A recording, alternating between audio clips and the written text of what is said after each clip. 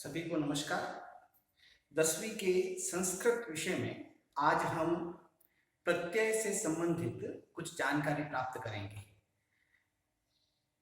प्रत्यय अपने नवीनतम पाठ्यक्रम के अनुसार, जो संशोधित पाठ्यक्रम है उसके अनुसार जो पाठ्यक्रम में अब प्रत्यय रहे हैं उसकी जानकारी अपन करने वाले हैं।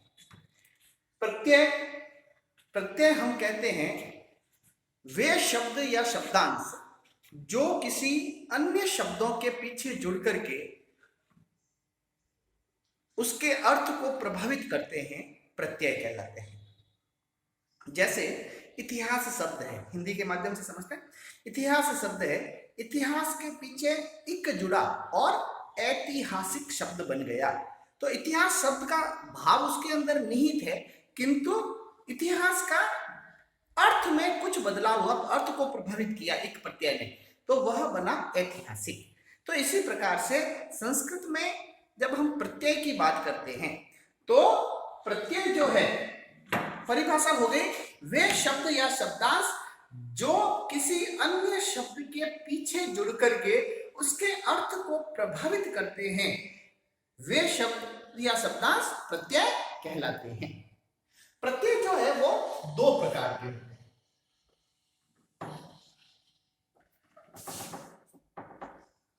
पहला है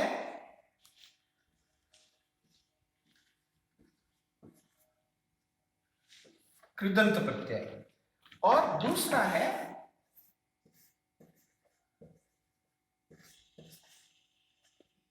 तद्धित प्रत्यय। कृदंत प्रत्यय और तद्धित प्रत्यय। कृदंत का मतलब होता है वे प्रत्यय जो क्रियाओं के अंत में जुड़ते हैं, अर्थात जो धातु रूप है उन धातु रूपों के पीछे जुड़ करके उसके अर्थ को प्रभावित करते हैं, वे प्रत्यय कृदंत प्रत्यय कहलाते हैं। ठीक है। दूसरा होता है तद्धित प्रत्यय। तद्धित प्रत्यय का तात्पर्य होता है वे शब्द, अब संस्कृत में शब्दों का जब हम बात करते हैं तो शब्द के भी दो प्रकार अपन मान सकते हैं। पहले होते हैं क्रियावाची शब्द, है ना, तो जिसको हम संस्कृत में धातु कहते हैं, और दूसरे संज्ञा सर्वनाम इत्यादि जो होते हैं जिनको हम संस्कृत में शब्द कहते हैं। तो हम हिंदी में जिनको शब्द कहते हैं संस्कृत में उनको पद कहा जाता है, और शब्द का तात्पर्य संज्ञावाची शब्द, सर्वनाम शब्द जो है इत्यादि, ये शब्द क्रियाओं के अलावा अन्य जो पद है वे शब्द कहलाते हैं। तद्धित प्रत्यय शब्दों के पीछे जुड़ते हैं। जैसे गरीब है, मान लो शब्द है गरीब और उसके अंदर ई प्रत्यय जुड़ करके गरीबी बना, ठीक है ना, तो वो शब्द के साथ में जुड़ गया। ठीक। लघु शब्द है और उससे लघुतम बना, तो वह तद्धित प्रत्यय का उदाहरण। शब्दों के साथ में जो प्रत्यय जुड़ते हैं उनको तद्धित प्रत्यय कहते हैं, और क्रियाओं के साथ में जो प्रत्यय जुड़ते हैं उनको हम कृदंत प्रत्यय कहते हैं। अपने पाठ्यक्रम में इस समय दो कृदंत प्रत्यय हैं। पहला है क्षत्रिय प्रत्यय और दूसरा है सानच प्रत्यय। क्षत्रिय और सानच प्रत्यय, ये दोनों प्रत्यय एक ही अर्थ में प्रयुक्त होते हैं, लेकिन अलग अलग प्रकार की धातुओं के साथ में ये प्रयुक्त किया जाता है। क्षत्रिय और सानच प्रत्यय प्रयुक्त होते हैं जब हम, पहला तो ये वर्तमान कालिक प्रत्यय है,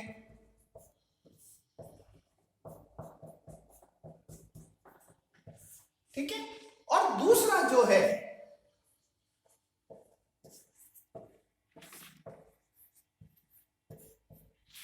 करते हुए के अर्थ में इसका प्रयोग होता है, दोनों का ही। अब करते हुए में का तात्पर्य है जब हम एक काम करते हुए दूसरा काम करते हैं तो पहला कार्य जो निरंतर चल रहा है उस क्रिया को बताने के लिए इन दोनों प्रत्ययों का प्रयोग होता है।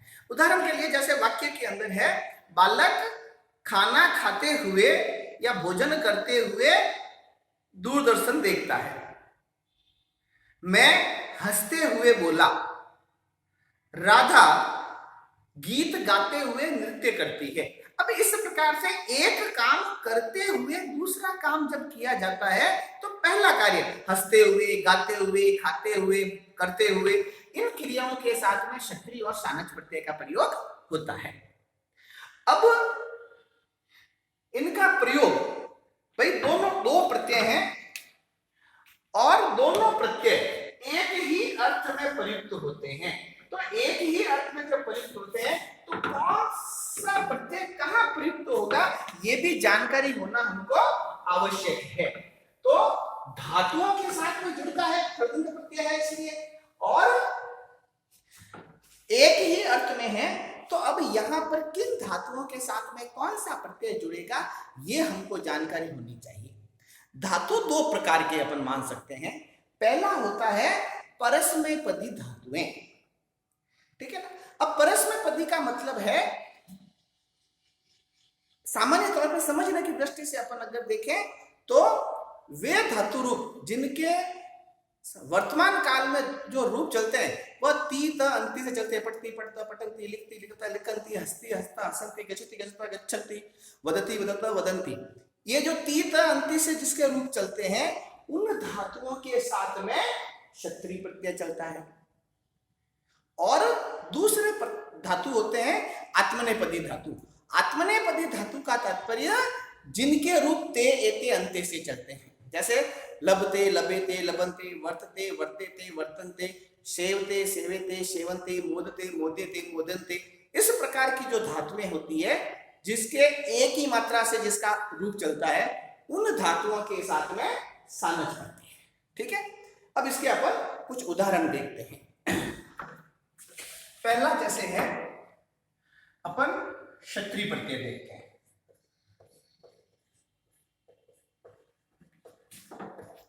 ये हो गया परस्मैपदी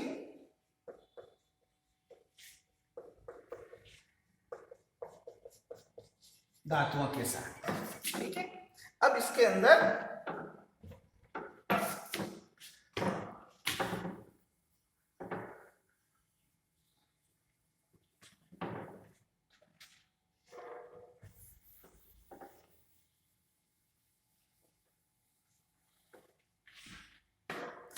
अपन पहले लिखेंगे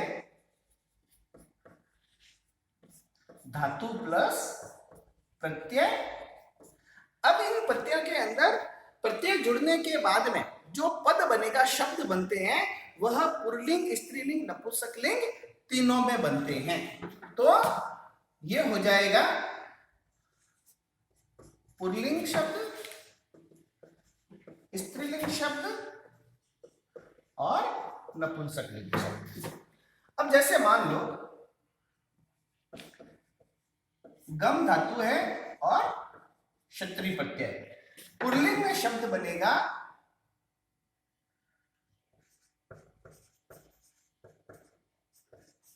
गच्छन। गच्छन का अर्थ हो गया जाते हुए। स्त्रीलिंग में शब्द बनेगा गच्छन्ति। गच्छन्ति का अर्थ हो गया जाती हुई।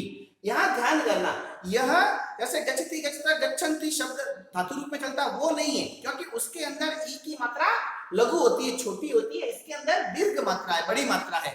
तो इसका अर्थ हो गया जाते, जाती हुई। और नपुंसकलिंग में शब्द बन जाएगा गच्छत, ठीक है ना। अब इसका प्रयोग कैसे कर सकते हैं? बालकः गच्छन् वृक्षं पश्यति। बालक जाते हुए पेड़ को देखता है, ठीक है ना। उसी प्रकार से हस धातु, षत्री प्रत्यय, हसन, हसन्ति, हसन। बालकः हसन वदति। बालक हंसते हुए बोलता है। बालिका हसन्ति वदति। बालिका हंसते हुए बोलती है। नपुंसकलिंग शब्द का होगा तो उसी प्रकार से हसत। पठ प्लस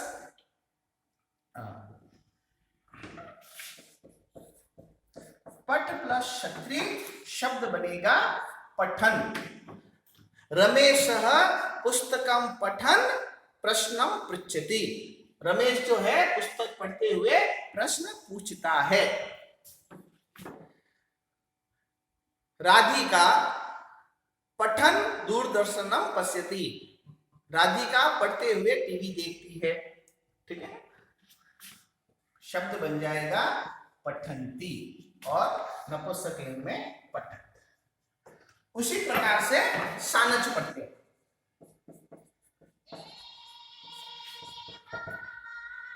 सानच प्रत्यय, सानच प्रत्यय यह जुड़ता है आत्मनेपदी धातुओं के साथ। ठीक है, अब इसके अंदर मान लो लब धातु प्लस सानच प्रत्यय है, शब्द बनेगा लभमानः, लभमाना।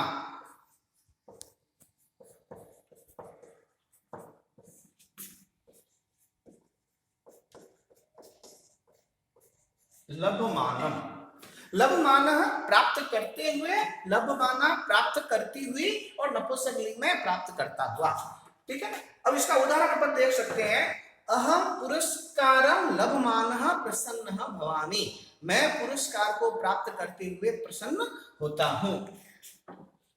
लता पुरस्कारं लभमाना प्रसन्ना भवति।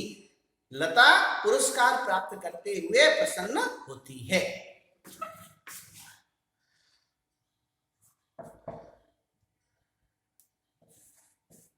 रुच धातु प्लस सानच प्रत्यय,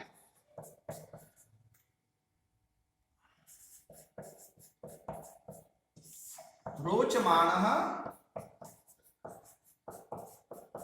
रोचमाणा, रोचमाणम। अच्छा लगता हुआ, अच्छी लगती हुई और नपुंसकलिंग में अच्छा लगता हुआ।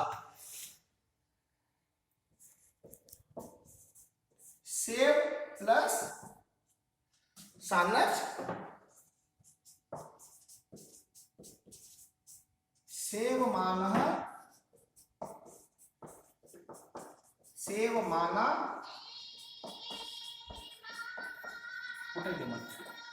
सेवमानम।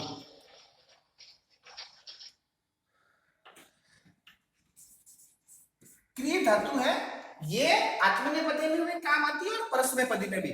तो वहां पर शब्द बनता है कुर्वन् और यहां हो जाएगा कुर्वाणः,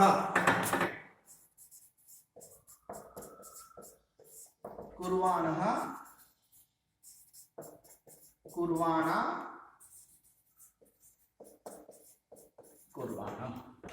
इस प्रकार से यह क्षत्रिय और सानच प्रत्यय यह अपने संशोधित पाठ्यक्रम में है। इसका उदाहरण और अपने को थोड़े से देखने हैं। कोई किसी प्रकार की समस्या हो तो अपन आचार्य जी से संपर्क कर सकते हैं। यदि आवश्यकता लगी तो अगले कालांश में इसके और उदाहरण देखेंगे और जो तद्धित प्रत्यय अपने पाठ्यक्रम में है उसको अगले पाठ्यक्रम के अंदर अपन कंटिन्यू करेंगे। धन्यवाद।